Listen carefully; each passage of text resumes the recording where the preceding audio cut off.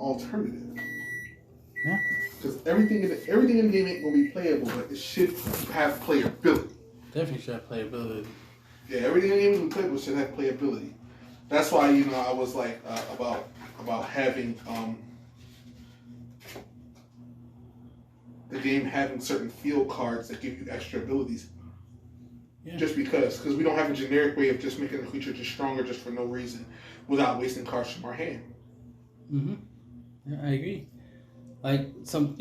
Because I've created a couple of engines that can give you a boost without comboing. Yeah. The thing is, we're so used to comboing that, it's just like, it's just part of the game. It's like, yes, it is, but it's you're giving up a resource. Yeah. It's similar to like tapping out, right? You tap out to do something, and now you can't defend because you tapped out. Yeah. Same thing as comboing is like, okay, I use this so I can attack you to try to deal you damage, and I either did succeed or I failed at attacking you and dealing damage, but now I don't have that resource, so now I'm defenseless because now I don't have it to combo.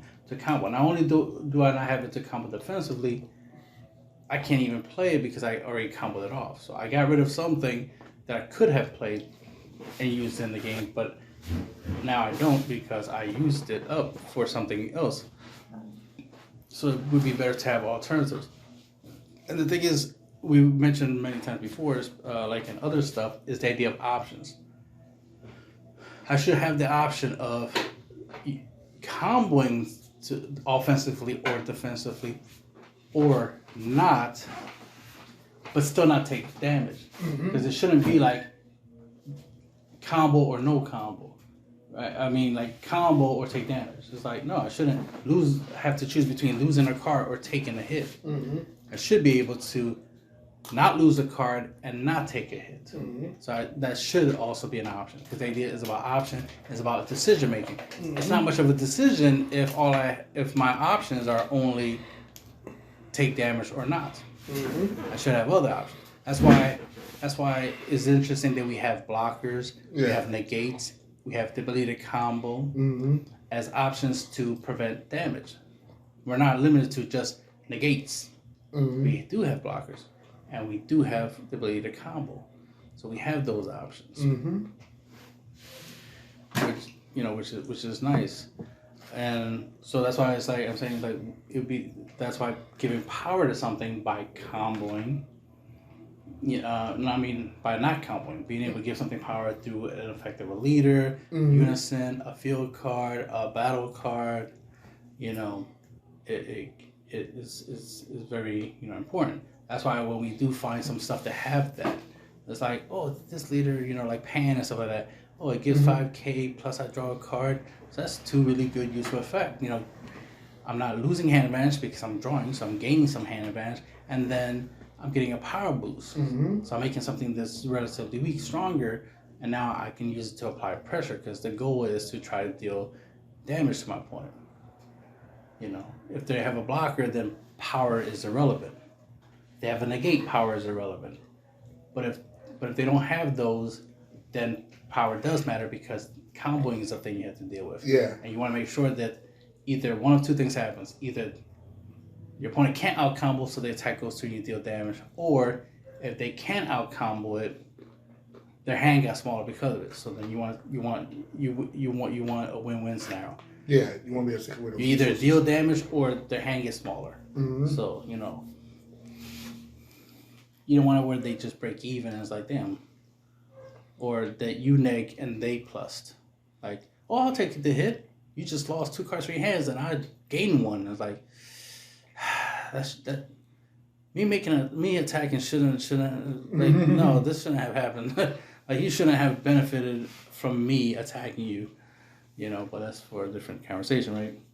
But yes, speaking of ultimates, because I like the fact that you mentioned the idea of ultimates, and I had this idea that today was the idea of, like, yes, ultimates, being one and to being awesome and powerful and all, but it's like, I would like Bandai to add to the game ways to be able to search them out, because yes, there are one of, which means ain't nothing wrong with that. Which means we can't spam a whole bunch of copies of them, obviously, right? So you're not gonna You're not gonna have multiple ultimates in play at any time, obviously, because you only have one in the deck. And then they have certain clauses that makes it hard to spam them. So like, oh, after this leaves the field, bye bye, leave the game completely. It's like, all right, so you already took care of that. That once we get to use them, we can't just abuse them. So you already took care of that. So that's great. But we shouldn't have randomness, right? Not that saying we shouldn't, but I'm saying let's not just leave ultimates to chance. Yeah. It's like, it's a really good card. People spend a lot of time and money getting them. We should be able to get the ability to use them once in a while in a game. So the ability to be able to search them out. I'm not saying we have to search them out directly, but like indirect ways of searching them would be nice. You know, we have very few ultimates that can be searched out by some cards that says, when you play this card, look at the top 5, add such and such. We have very few cards that can do that with some of the ultimates. We have like maybe 2 to 3 leaders potentially that have the potential to let you add the ultimate. We have like 1 leader that can let you add an ultimate from the drop, mainly because the card is a black card. So if the ultimate is a black card, you can pretty much add it from your drop to your hand, but you have to meet the conditions and use blah blah blah. Right, so there's certain stuff that you have to do in order to make this stuff happen. So, question: would you want a generic way to search like any ultimate, or do you think we should start making ways to search specific cards so that the ultimates fall into that category? So, like Cell Zeno's a cell, so a card that lets you search out a cell. Gotenks, a card that lets you search out a Gotenks, a card that lets you search out a Goku so you can get any of your Ultra Instinct Gokus. Or would you want something that's specific so it says search out a 40k? I think all ultimates are 40k base. So it's like, you know, tap 4, tap 3 or whatever, search out a creature whose base cost is 40k. That's it. And make it like a black card. That way, every deck can play it. So that every deck that plays the ultimate, you can run 3 copies of that card, or 4 copies of that card. Now it's like you got 5 copies of your ultimate. You know, because it's like, okay, I have 4 copies of that card, and I have my ultimate. That's 5 chances of me getting that 1 card. How would you feel that they should make should they make a specific card specific cards or a generic card? I prefer specific, especially with the fact that there are some black ultimates, and it would be nice that the black ultimates have their own specific search. Because if there's a generic, then it's like, yeah, then every ultimate can be searched out by it. Plus, it gives you the ability to be creative. Because I personally would like the ultimate searchers, as I would call it, to have unique abilities, unique conditions. Okay. Where, like, let's say there's one to search out Hatchiyak, baby Hatchiyak. That's what I meant to say, baby Hatchiyak. Then you want it where it meets the condition. Let's say you have to. It's a counter play, a counter attack. So you use it to negate an attack, and it needs to be a specific you can make it like a specific cost. Like if this negates the attack of a 7 costs or higher or something like that, or let's say 8 costs or higher, then you can add Hatchiyak to your hand. Okay. So that way, because Hatchiyak, if I'm right, he's 8 costs, so 8 or higher. If you can stop at 8 or higher with this, then you can search them out. Generically, it's a good, negate. Let's say it's a 2 energy negate. All right, 2 energy negate. So negate an attack. And it has the condition that because you negated the attack of a battle card 8 or higher, then you can add Hatchiyak. So that would be a condition, because it just makes it unique because of the idea of you're trying to make it where it kind of matches the ultimate you're searching. So that's why I was like counter attack, negate an attack, and then because you negated a specific cost of a battle card that's similar cost to the Hatchiyak, you can add it. So that way you can be a little creative. Because just my personal viewpoint is that I do like it when something is unique, like how we have different super combos and they have different effects and stuff. Yeah. And I like that because that adds variety. Mm-hmm. That adds a little spice, a little seasoning, as it were. Yeah. So I would like that's why I'm a little against the idea of just generic, because that's just bland, salt on everything instead of different flavors. So having each one meet a condition. We'll definitely see what will happen later. It'd be crazy if that new zone that they're creating ends up being like an ultimate zone, where like it literally will either let you put your ultimate there, and then once you meet a certain condition, then you can add it from your ultimate zone to your hand. It's like. And that's their way of adding that to this game, which will essentially would make it generic. But you have to meet the condition, which is what makes it less generic. But it's the fact that it's like, oh, so now we just have a built-in mechanic that can search out an ultimate. Not against it, but it's just the idea like, oh, that's what y'all are gonna do with that zone, is make a mechanic that can grab the ultimate. Like, I'm all for it, because that gets us to what we were saying. It's like, since people spend time and money, right, getting these ultimates, and again, one out of a 60 card deck, or 50, because it's up to 60. Yeah, it's up to 60. Yeah. So you can play a 50 card deck. So likelihood of seeing the card is very slim. Yeah. Hard drawing. Yeah. So. You get the idea that you want it to be hard. You want it to be like you want it to be more random than specific. You want it to be like, aha, my trump card. I got my ultimate, and now I can play it, and it changes the game. Oh no, didn't see this coming. But it's like, but realistically, if we really wanted to play. By chance, we would just play dice. Yeah. Just roll the dice, right? Right. We don't want the game to feel like a dice game. I actually wholeheartedly agree with you. The funny thing is that I wouldn't want a generic search either. I just posed the question because, gotta have the option of posing a question.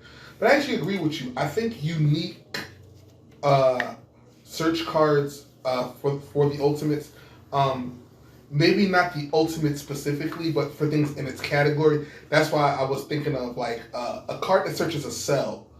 And you can say the cell could be cost 10 or higher. That way, if you have two different ultimate cells, you can search either one. You're only going to have one in your deck anyway, but you can search either one.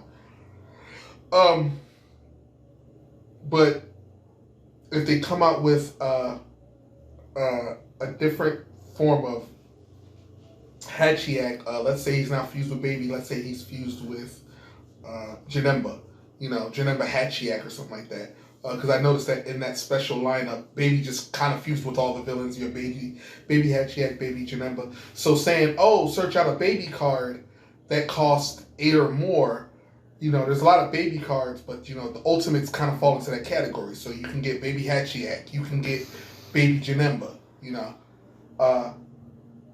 and because most ultimates have a way to make themselves cheaper anyway, I think that's the only thing I would do is make it so that like you said, make it so that the card has something to do with the ultimate, and so that when you're meeting that condition, you're kind of on your way to trying to focus to get into that ultimate anyway. So, for example, the Gotenks card, in order for him to be cheaper, you have to have 15 Ks in your graveyard, in your drop area. Graveyard is Yu-Gi-Oh. So in your drop area, have a number of 15 Ks, and you want the ability to make it so that it's at least 4. You want at least 4. So obviously, the whole search ability, I would make that like on an active main card, reveal the top 10, search your Gotenks. That way, you can grab not only can you grab your Gotenks, and then you can send in any number of cards to the graveyard. Boom! So now you can fulfill his condition, I'll probably make the card cost 2, like you said, so you can't play it turn 1. You have to wait till at least turn 2 or turn 3 to play the card. You look at the top 10. You're trying to grab. If the Gotenks isn't in there, cool. You can grab a different Gotenks because you're gonna play it in that deck anyway. And then you're sending those other cards thinning. Not only are you thinning out, but you're also giving yourself a chance to hit it again. Because that's what you want to do. You want to try to get as close to that card as possible. A direct search would be nice. So if you directly search it out, but then like you send the top 5 cards, something like that, it doesn't matter. But if people are like, well, that card is too good to have a direct search. You bring it out, your opponent can't play anything. Everybody's gonna have a complaint. Can't please everybody, but try to at least get close to pleasing everybody. Everybody gonna be pleased, but you want to try to get close to it as close as possible. Having ultimates just be accessible. Like I said, I totally agree with that because they're what I like to call finishers. It's like this is the deck's finisher. This is how the deck is supposed to beat you. It's the actual win con.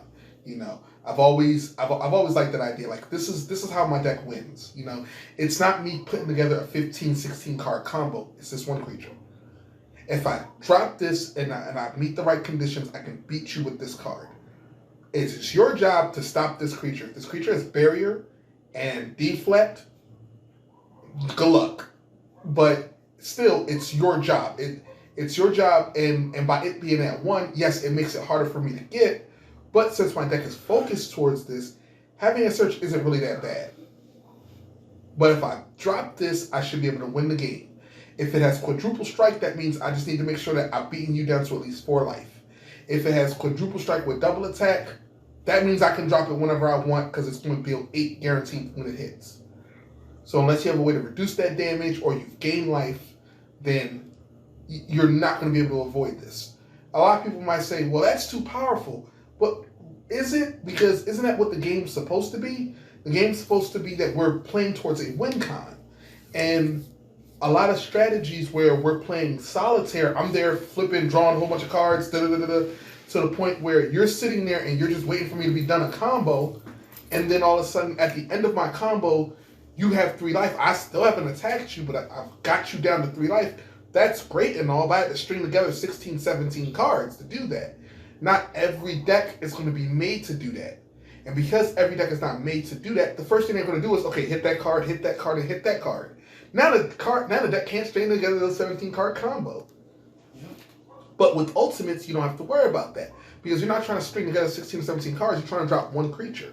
And your opponent has to battle that 1 creature. That's your main monster. I understand your leader is supposed to be your leader, but unless you're the green Goku leader that has inherent double strike, you're not really going to finish your opponent with your leader. Your leader's not really meant... It's supposed to be a symbol of you. And that's why you have to give it all that protection and stuff. But no one's ever won a game with simply just the leader alone. You had to have other cards that pushed you towards victory. Other effects that push you towards victory. Not saying you can't win with the leader. You can win a game with the leader. But it just seems like the game wasn't made to inherently win with just your leader. It would be nice, though.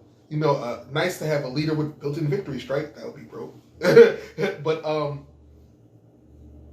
But we know at this current moment they aren't going to give us that. So how about put more emphasis on the cards that are supposed to bring us victories? That's what ultimates do. Because if ultimates weren't meant to bring us victory, why we can only have 1? Ironically, there is a victory strike leader. It's the Gohan. It has the condition that it deals.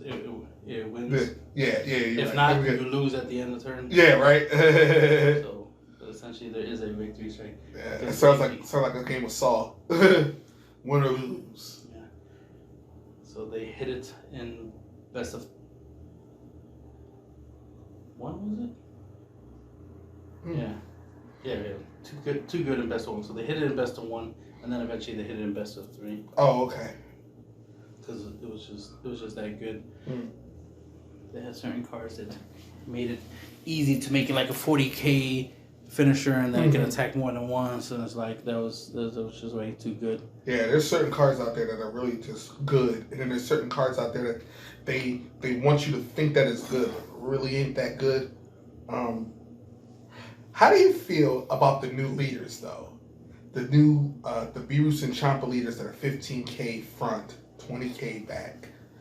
Like I remember we were talking about that, and I originally said that they could do that on skillless leaders, but these are not skillless, and your leader isn't going to be able to attack them off the back and deal any damage. Now you can still attack them and get a draw, but that's going to be about it. Like you're attacking just to attack, and I mean if you're going second, you still have a pretty good chance because you can drop a 15K in turn 1 under the right conditions. Most decks have the power to at least drop a 10K, boost it up to 15K, and then they have to block because I think they start off with 4 life, or 1 leader.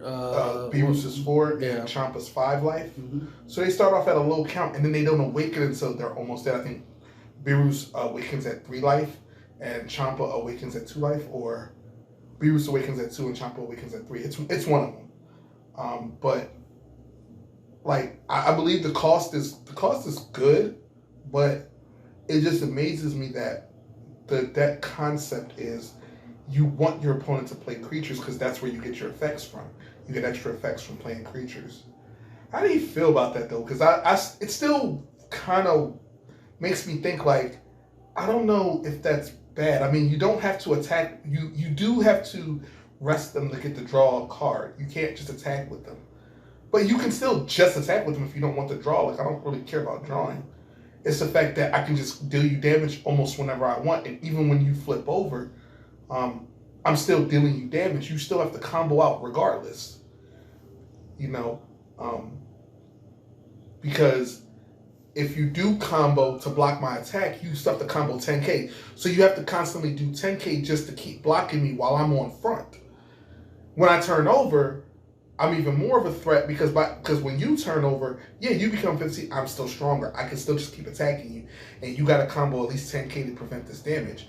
So if I like Champa and give myself double strike or use the Supreme Kai and give myself double strike, I'm potentially dealing you 2 free damage because I don't have to do anything but combo with this one card, and I get a plus 10K on top of that. So now I'm 30K double strike. Or if it's the other leader, I'm 25K double strike.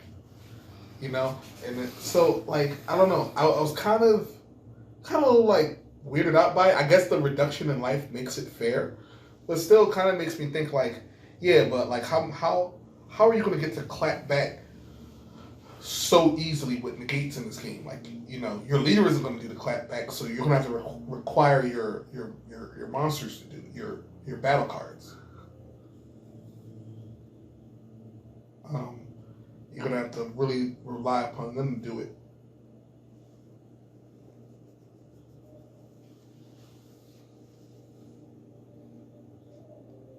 It would be cool to have some skillless leaders where their main strength is that they're strong, so that we have a reliable beat stick, and then that we can play a basic beat down strategy where you're swinging with the leader, you use extra cards and battle cards and unisons to pump up your leader. Because there are some cards that do boost the leader.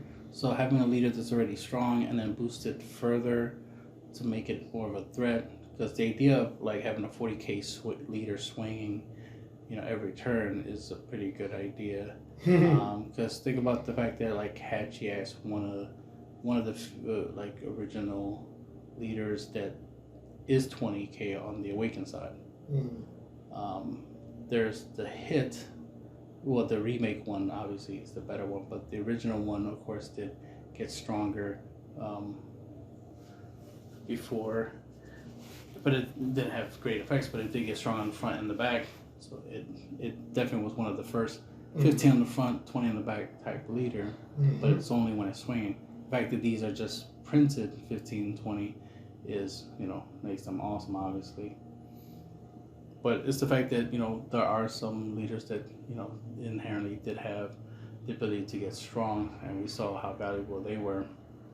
One of the things we used to do, and, we stopped doing it, because, we evolve, and that's the thing, you always want to evolve and improve, was Planet M2. That was one of our main go-to cards, especially when we're playing red, or if we splashed it into decks, was that because it essentially made it where we are 15k on the front and 20k on the back when we're swinging, because we would use Planet M2 on our opponent's leader to weaken it by 5k, which inherently, which essentially makes it we're like 5k stronger.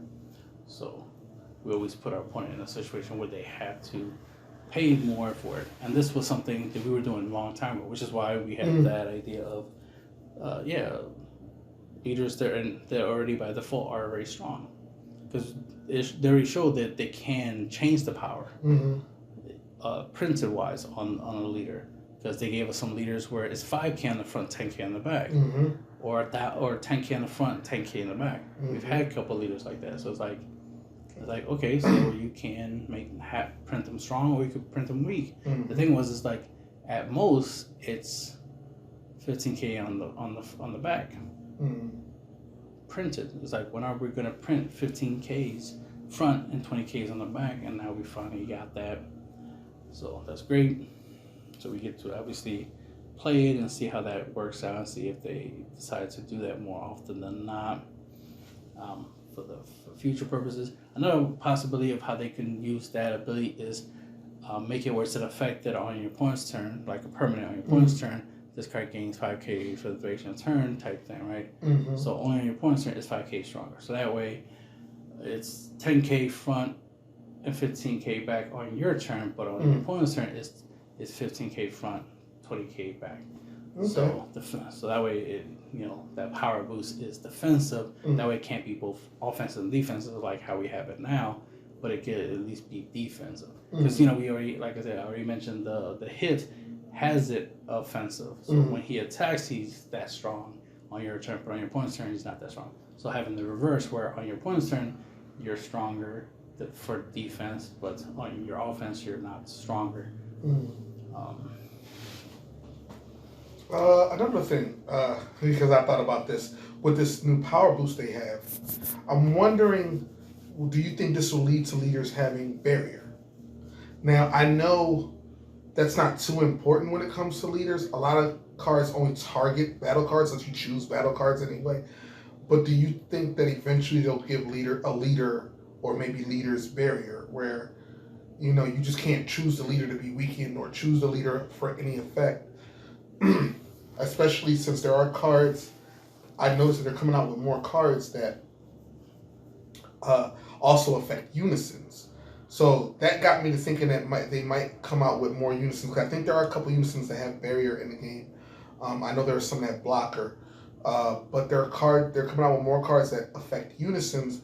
So I was thinking like they might start having cards that will give your leader barrier, or just come out with barrier leaders in general, because I see with this increase in power, maybe they want to put more power on the leader side. They're like, okay, we're coming out with all the battle cards we can, but people are still playing these specific leaders. So how can we get them to play new leaders? Because playing new leaders is kind of what will move the game. This game is kind of moved by the leaders that the game plays. If you come out with a set full of uninteresting leaders, yeah, people will still buy the set to get the other cards, but we'll still be playing old decks, because the deck will be based on, okay, this leader. For instance, what you spoke about earlier with Mecha Frieza. Yeah, a lot of people wouldn't stop playing Mecha this, Mecha that. So they were like, okay, we have to hit Mecha so that people will just play something else. So playing Bobby and Majin Buu, these are great leaders in their own right with their deck, but people were like, but I know a better leader I can play, and all those cards, they're generic. Only like one or two of them require Babidi or Majin Buu to be your leader, and I don't have to play those cards in order to get the strategy that I want out of that deck. So do you think that they'll eventually put barrier on leaders, kind of not just to move the meta or move the gameplay, but also to strike more interest? Because I kind of see it going in that direction. And I don't know, I guess I wouldn't say that it's a bad thing. I guess a trial run wouldn't be bad. Maybe come out with one of those structure decks or playable tournament decks where you have maybe a Goku and a Vegeta. They both have barrier. Just see how that goes. Like I said, there's not many cards that target the leader anyway, but maybe they might come out with cards that do. I got the idea. I remember you mentioned playing an M2 and just thinking like, well, yeah, because that was a great move. Now just imagine if the leaders had barrier. Like if that's their answer. They're like, okay, it's too easy to attack leaders. So we've already made them 15K front, 20K back. How else can we protect the leader? Because the leader is supposed to be a representation of you. So it's like counters are great, but how else can we go on to stretch the game out a little bit longer? Because most games are ending in turn 3, turn 4. People are putting a lot into combos and they're not trying to slow down the game. So I'm just wondering, like, do you think to put barrier on leaders or give them the ability to get barrier? We already have ability to get a blue leader double strike. Yeah, they can make stuff that do that. The thing is that I already expect that at some point they will add a lot of, they'll add certain keywords like barrier. They recently gave a field card barrier, and it's like, well, we have all these keywords for a reason. It's like we expect them to at some point be put on certain cards. You know, the possibility of barrier being put on a Unison is likely. It's not at the current moment. It's not necessary, because the reason why we put stuff like barrier is because we already have stuff that, like for example, we have a lot of cards that hit battle cards, so of course we gave battle cards barrier. Not every battle card, but obviously a few. Same thing as counterplays typically hit battle cards, so we gave them deflect, and the list goes on, right? Eventually we will have Unisons that have deflect, right? If we go back to playing cards that can hit Unisons, because we recently, errated a card that can hit Unisons to make it where it can't. So there's actually no need to give them deflect at the point. So these keywords like barrier, deflectance, for example, even victory strike, as you mentioned earlier, are keywords that can be given to any card. A Unison could have victory strike. A leader could have victory strike. An extra card that gives a card, whether it be a battle card, a leader, or a Unison victory strike, is a possibility. It's just a matter of if they want to do it or not. It's just a matter of timing. It's not if they would, it's when for me, because the fact is I made a Krillin leader where I made him a blocker. People at first was laughing, thinking it was stupid, but then some people realized, no, that's actually pretty good, and this, that, and third. And then we finally did get a leader that has blocker. I think 2, because there's the Shenron one, and there's 2. We have a leader that has blocker printed on, which is the Sin Shenron, the Dark Shenron, Shadow Dragon Shenron, and then there's the Unison, if I'm right, it's a Unison that has the effect to make your leader gain blocker. So there's a way of giving the leader that, and it's the Videl drone. So there's a Unison that gives the Videl leader or a green leader the blocker skill. Oh, okay. And my Krillin leader card was a green leader that had blocker, so no surprise there, right? But it's the fact is these keywords, we expect to see them at some point. We even had the idea a long time ago. It's like, with Double Strike Champa, remember, it's a card you combo and it gives something Double Strike. Mm-hmm. So we're like, when are we going to get something that gives dual attack, when we're going to get something that gives crit? And then they finally gave us something that gives crit, which is a Frieza. There's a Frieza that if you combo, you get 5k combo power and you get crit. It's like finally we can give something crit. So we're still waiting for like other stuff, just like combo this and get victory strike. That'd be epic. Granted, that'd be too much to ask for, but imagine if they created an ultimate that if you combo with it, you get victory strike. Yeah, I think that would be fair. Because then you only have one. Like we said, the ultimate ruling still can only have one. But if you can get it off, you can get victory strike, and there are plenty of cards that stop combo cards anyway, so it wouldn't be unfair. The ultimate itself can have victory strike if you're able to play it. I wouldn't be against that either. So you have two ways of gaining victory strike with it. Of course, now that we done said it, it's going to come into existence. It's going to be a Goku, because you know it's going to be a Goku. You know it's probably going to be a Goku. But I wouldn't be apprehensive to that at all. I think that's actually a great idea. I think it will stimulate the game, because I always like new challenges. You know, that will be one of the most sought after cards. It'll probably cost more than the Broly Ultimate that I still haven't gotten my hands on. But soon, when the price comes down. So I think that is actually an awesome idea. You know, I've always been about doing more with field cards. I think they could do more with it, because it's a permanent that's in the battle area that, you know, very few field cards do things. They're starting to do more with them now. They, of course, Dr. Uedo's field card, I believe you can win the game with that one. Like you said, there's a field card with barrier, which is great. There's not too many cards that can pop it anyway. I think there's maybe a couple. I know there's the old original green Broly leader. I think there's a battle card with Nail. Is it Nail that can do it? There's a Nail battle card. There's a Piccolo, I believe, that can destroy field cards.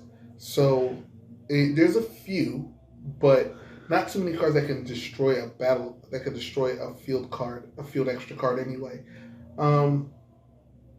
You spoke about that new zone, and I thought about that. I'm like, what if that's a zone for a new permanent? You know, a new permanent in the game, as the Unison zone obviously was for the Unison acts also as a battle creature, because it can attack, it can deal you damage. So a new zone, you know, kind of like for the field, kind of like the field zone, but the field card is actually in the battle area. So this new card will be in its own zone, so it doesn't affect cards that are in the battle area, and you know, it has its own zone, and you know, it's just a new permanent. So that would be nice. And it gives you access to a new card that, you know, you can play, and it'll probably give you new abilities. It'll be nice because it'll be a little more innovation into this game. It'll give the game a little bit more playability outside of the realm of what we have now. Because introducing new cards, there's nothing wrong with that. We have so many different evolved mechanics. So having something else that instills gameplay where it's not, you know, evolving creatures, but it just adds something to the field itself, the field of play itself, you know, because people don't have to play it. Like, you know, you don't have to play Unisons. You know, Unisons are great. You don't have to play them in order to win. Just like everybody plays in their own unique way. So, you know, with that in mind, it's like, you know, this new card, people won't have to play it, but if you play it, you get these added effects and added abilities. I think that's great for the game. And I think we should look more towards that. We should look more towards adding new effects to the game.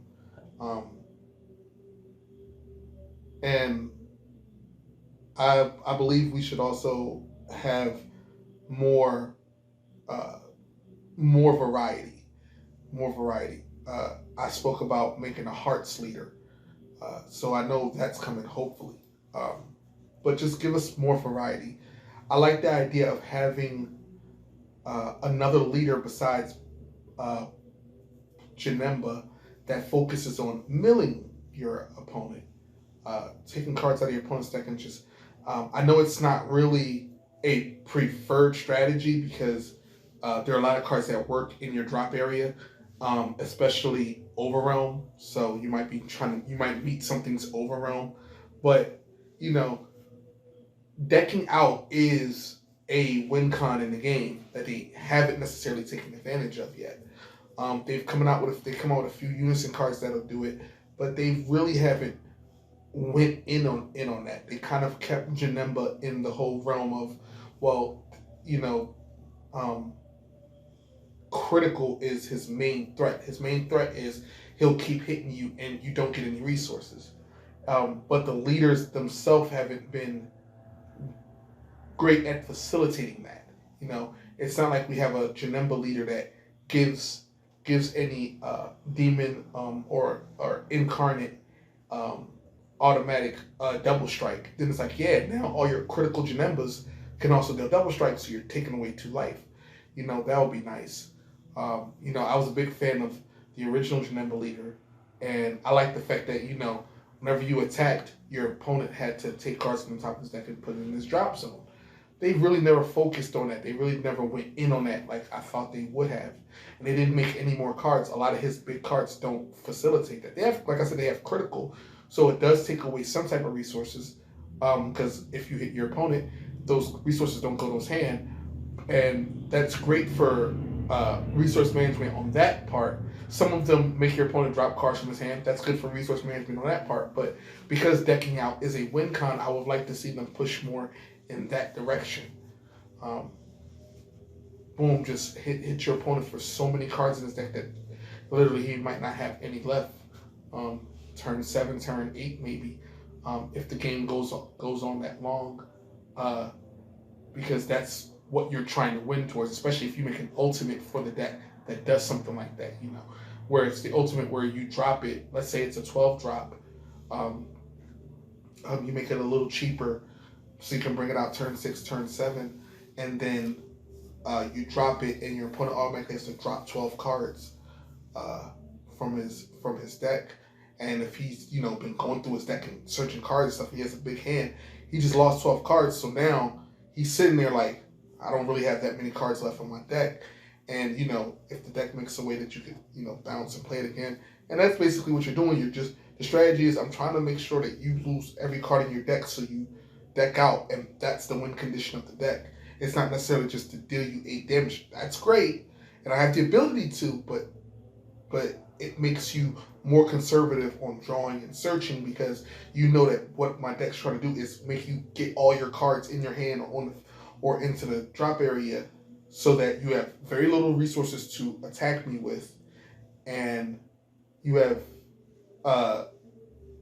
plenty of resources to guard yourself, but you don't really have anything to come back with, because you can't protect your deck. You can protect your leader, you can protect your life, you have cards, have counters that can protect your hand and everything, but protecting your deck, there's not really many cards that do that. So having a leader or an ultimate for that leader, that would be nice, and I would like to see them take advantage of that. I don't think they push that enough. They have cards that make you mill cards, which is great, because sometimes you want to do that. You want to play something, send the top 3, top 4, search top 5, grab one and put the other 4 into the drop area. That's great, but they don't have ones that do that for your opponent. And I just think they should focus in on that. And if it gets too powerful, like we said, there's a ban list. Yeah, I wanted to point out because since they're teasing there's a new zone but didn't specify what the zone's going to be used for, and then later on reveal, you know, the cards that, you know, that they're going to use for that zone. They just showed that there's going to be a zone. It's like, okay, it's going to be a zone, so we're going to have a place where you can put a card. Okay, what is this card going to be? So, of course, we earlier mentioned the idea that it'd be funny that zone is for you to be able to put your ultimate. Be able to put your ultimate there. So when you start the game off, you take your ultimate and put it there, just like, you play your leader, so then that way you can access your ultimate throughout the course of the game. Mm-hmm. So that'd be interesting. Kind of like in Magic, there's a thing called Companion, which essentially which is like you pretty much automatically had access to like a really good card. So you started off with your leader, but you can also start off with an enchantment or artifact or something like that. Mm-hmm. And so now you have that, but that was too broken in that game. Now for us, it'd probably be less broken because it's like, okay, have access to Cell Sentinel, because my WinCon, he's there, and I just gotta meet the condition to try to use them. Yeah. Maybe they might even classify it as it counts as. No, that'd be too busted to be like it counts as being in your hand. Or oh yeah, that'd be a little busted. Yeah. But you can't hit it with like hand control. Yeah. Because like it's actually not in your hand. Yeah. So it'd be a little confusing there. But the ability to like meet a condition to add it to your hand, and then and then play it whenever will be useful. It's actually a great idea when you think about it. But another possibility is that they're creating a new card type. So it could be like a world enchantment, basically, like in Magic, where it's a card you can equip onto the world and then it changes the world. So it could be, how like a field card, is a field. It's an area in which you're going to be battling on. That's why it goes into the battle area, so it changes the battle area, as it were. But you had the Unison, which is kind of like a planeswalker, or technically like another leader or an ally to your leader. So then the idea of like an item, like a weapon, equipment, or something like that. Some people talk about the idea of like Senzobine or something similar to that, or like Sane body armor or something like that. So that's a possibility, because that'd be kind of cute, especially if we do it where it is an equip. So the card you put there is an equip. So if your leader is Vegeta and then you put the Sane armor in the equip zone, then now all your Saiyans get a 5k boost plus leader. Then when your turn, like, oh shit. So now your leaders on the Awakens has a 20k leader swing, right? And all your battle cards get 5k boost. So if they're already 20ks, now they're 25k swinging. So like, that'd be kind of cool. So that's a possibility. That it could be, it could be an item zone. So we'll see what happens there. Obviously, it will be an extra card, right? There'll be extra cards, but you can put them there and get that item ability. So whatever it is, let's say they already did the Blitz Wave as an extra card, but imagine if they had like a Blitz Wave equip zone, right? So you put it there, and then you can use it to get the effect of Blitz Wave. And now your SS4 cards, are getting a power boost or something like that. We'll see how they do it, but it was just an idea of like, what could they do? They could do another card type, or they can just make it where we can have something else that we already have. Yeah. Like the extra zone is a zone that you can have another Unison, or it's a zone where you can play a leader, which is unique, right? In the fact that it's like, well, we did have it where originally we had the idea that we thought that we were allowed to put leaders into our sideboard so we could side out our leaders. Yeah. But that turned out to not actually be true. Right. But it was an idea. It's like, I'm surprised they don't do that. Yeah. Because we kind of do play that way, where it's like we change our leaders periodically. Yeah. We don't change our decks as much. We just change our leaders, and that changes out the play style. Yeah. So that's why the idea of side decking a leader, was an interesting idea. But it's like, but they didn't incorporate that into the game. But they might change it, and that could also be a thing. It does allow us to have another leader, and they give, and then they change. We get a rule change. Now you can put a leader into your sideboard, and that allows you to go into that leader. So that'd be kind of interesting because of the fact that after you already awaken your first leader, the fact that you can later on play the other leader Yeah. And then awaken that leader. So the ability to awaken twice in a duel, would be different, right? That's a different way of doing anything. Mm-hmm. But your opponent has now 2 targets. Yeah. Right? So 2 targets is twice the damage. Yeah. You've actually given me an idea when you said item. And this is something I've always wanted in the game because of the way Magic does it. Magic has artifacts. I've also noticed that we're playing Dragon Ball Super, and they really haven't done much with the Dragon Balls, except some of them are search cards, some of them are power boosts, but nothing significant. What if the new area was for the Dragon Balls? They start making new Dragon Ball cards. Like you said, they're extra cards. You sit there, and basically you get the ability where the Dragon Ball comes with an effect. And if you meet the requirement, you get that effect. So you can make different ones because we also have the Black Star Dragon Balls. But you play it, you start the game with it. So you start the game with it, and then once you meet the condition, you can play it face down, and once you meet the condition, play it face up. Or you can start the game with it face up, and it really doesn't matter.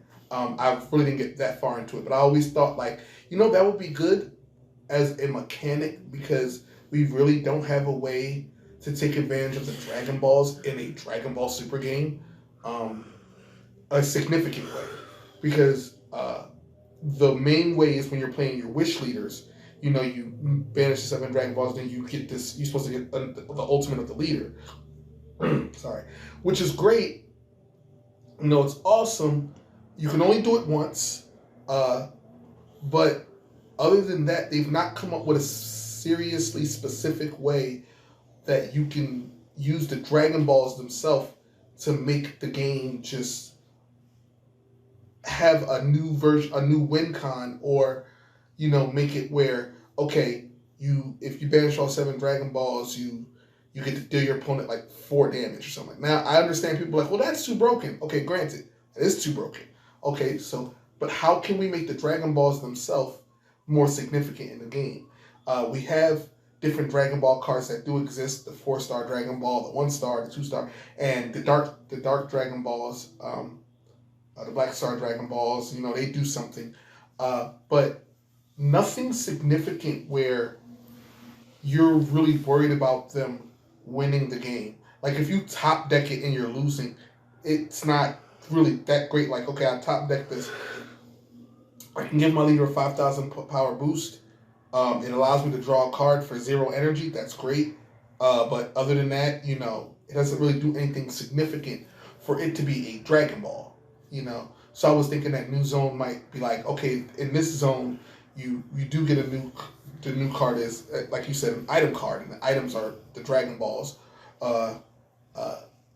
You could have the equipment idea and everything.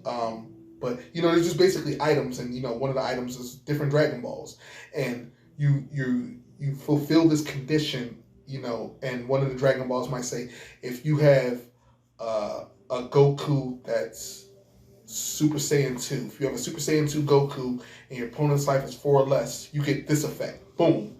Right? And you automatically just get that effect. And then, so now you've changed the game state. You've met the requirements. You get that power. You get the power from that card or whatnot. And like you said, if it's outside the game, you ain't got to worry about your opponent having an MST, how we call it in this game, something that automatically destroys it because it's automatically outside the game. It's on the board, but it's outside. It's like how the Unison zone is, where it's it's they'll have to make cards to specifically affect it. So I would like to see them do more with the Dragon Balls as an item card. Boom. Now that you've met this condition, you can, quote unquote, get this wish. It wouldn't be a complete wish because you can't make a wish on a single Dragon Ball, but you get where I'm going with that. You've met a condition. So you get this effect. And because, like we said, it's items, it doesn't have to just be the Dragon Balls, but the Dragon Balls will be featured there. Because, like I said, other than that, they're not really featured in the Dragon Ball Super game, where they're the game changer. Mainly it's Goku and Vegeta. I was thinking when you mentioned the Dragon Balls, there's an old Dragon Ball card game where one of the win cons. Well, one of the ways you win is decking your opponent out. That's the main way you win. But the other win con is collecting all 7 Dragon Balls. So, and then make the wish to win the game. So, with your idea of the Dragon Balls in that zone, that could be literally what that zone is for stacking. Basically, it's like a drop area for the Dragon Balls. So they can have it where like every turn you can place a Dragon Ball in that zone from your hand. So if you're playing like a Wish Leader, for example, and you're collecting the balls through the Wishes of Leader's effect, you can place a Dragon Ball there every turn. So it kind of creates a clock if you're using those Wish Leaders, where you are playing a Dragon Ball a turn, which means in order to play all 7 balls in there, it'll take 7 turns. So there'll be no way, unless they create ways to speed up the ball collection, right? But just by basic mechanic of once per turn you can put a ball in there, it makes it where it has to be 7. So it will take 7 turns. But it's the fact that you also have to try to be able to search them out and get to them. So with Wish Leaders, it's a little bit easier because the Wish Leaders actually search them out.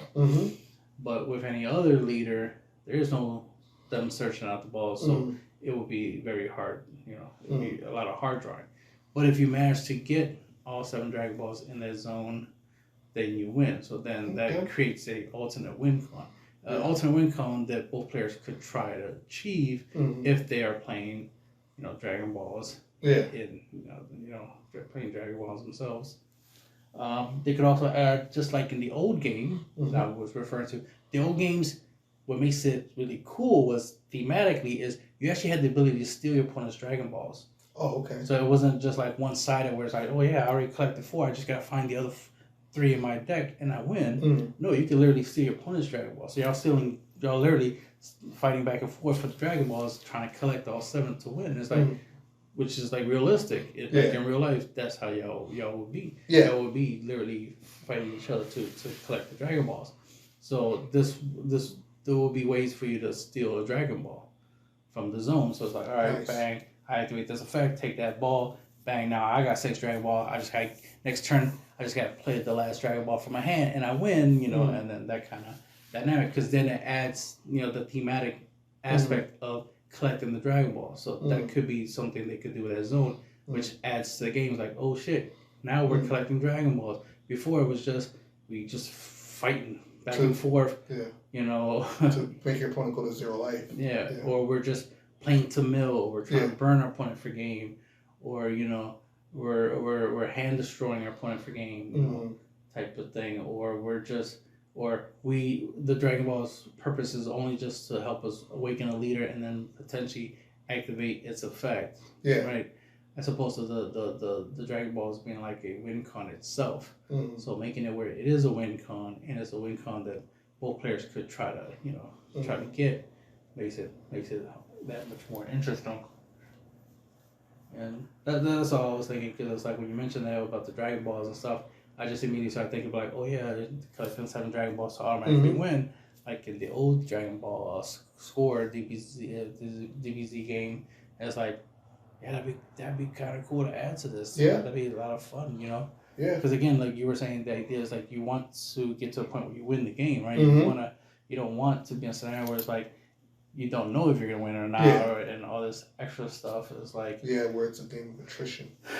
You rather be able to play to win, right? Play with a strategy, a plan, and that's the most important thing. That's one of the things that draws me to a lot of these card games. Is that the game mechanics and the rules make the game hard. Right, and you're trying to figure out ways to make it easy. But that's why it's a contradiction when the creators of the card games try to make the game more random. It's like that's make cards too easy, too accessible. Well, if they make it too easy, then it is pointless. But it's the idea of like they're leaning towards randomness so much that it's like, oh, but this makes it fun and exciting. You never know who's gonna win. It's like, oh yeah. But the thing is that when I play, I'm playing with the intention and the goal of being able to get to the point where I do know if I'm gonna win or not. Because if I don't know if I'm gonna win or not, I don't know if it's worth. For some people, it might be exciting to never know if they're gonna win or not. But I'm not one of those people that like the likes, the luck of the draw, as they say. It's like the likes, the unknown. No, I like to know. I like to know if I'm gonna win or not. Especially if you consider the concept of competitive play. Competitive play, players want to know if they're gonna win or not, because they don't want to waste time and money and effort just for it to be random, just for it to be luck. Because then that's the thing. Randomness is essentially makes it luck based. And it's like, you're right. The Arcana Force is an ugly archetype. Sorry. Yep. You don't want every match to be like a 50-50 chance. Yeah, I agree. It should be like, if I'm a better player than my opponent, that should give me the advantage. If I have better cards than my opponent, that should give me the advantage. Yeah. If I draw better than my opponent, that should give me the advantage. It shouldn't be like, well, you don't know. Your opponent, you could have drew a better hand than your opponent, but at the end of the game, they got this one card and it changed everything. Yeah. And it's like, even they didn't know they were gonna win until they drew that one card. It's like, okay, anything happens. It shouldn't be like that. Because for us, it's like, we know that, oh shit, I drew the Cell Zeno. GG. It's like, it's like, okay, you got the Cell Zeno. Clearly, you win. Because everything you did was to get to this point. So once you play it, you win. Yeah, that's the win con. Quadruple strike. Ripping 3 cards out of my hands. All that good stuff, and it has deflect and all that. Yeah, so I can't stop it from coming out. That reminds me of something you just said, and I totally agree with it. The main thing for me that makes that so good, especially when it comes to the 7 Dragon Ball concept, is that every deck can do it. So new people who come into this game, it's like, how do I win? You can be like, well, you can win like this, or you can win like this. Or you can take this generic way and win like this. Just try to collect the 7 Dragon Balls. It's something that you can draw new players in with. Because I believe a lot of card games would benefit from that. Now, I will say that Magic has the benefit of being around so long, so many win cons, so many things that you can do. So if somebody wants to get into the game professionally, there's many decks you can net deck, or many YouTubers that can give you ideas. Or if you want to play casually, there's many decks that you can just go ahead on, pick up. Many of structure decks you can go out there and pick up, just player decks in general. Commander decks if you want to play Commander. So there's plenty of material out there. A game like Dragon Ball Super, if somebody was to come to me now, I'm like, okay, how do you win this game? The only thing I could really tell them is, well, you have to reduce your opponent's life from 8 to 0.